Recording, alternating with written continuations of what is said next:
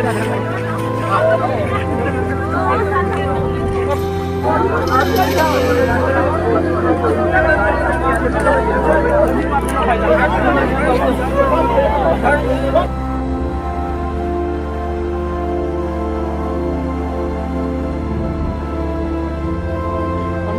दरख्वास्त है मोदी साहब से, मतलब प्राइम मिनिस्टर से, कि ये सब कुछ ऐसे ना किया जाए जैसे वो शोहरों से दूर हो गई हैं, ऐसे हमें भी ना किया जाए। एक तरह से हम भी मारी जाएंगे। हमें भी 9 साल बाद वीज़ा मिला है। क्या प्रोसेस क्या था? जैसे आपकी शादी हुई उसके बाद क्या रहता है इस पे? अप्लाई करना होता है, आपने क्या क्या प्रोसेस किया है इसमें? हमारी 9 साल पहले मंगनी हुई थी, हमने वीज़ा अप्लाई किया था लेकिन नहीं था हो रहा। 9 साल तक हमने इंतज़ार किया। फिर हमारी ऑनलाइन शादी हुई है।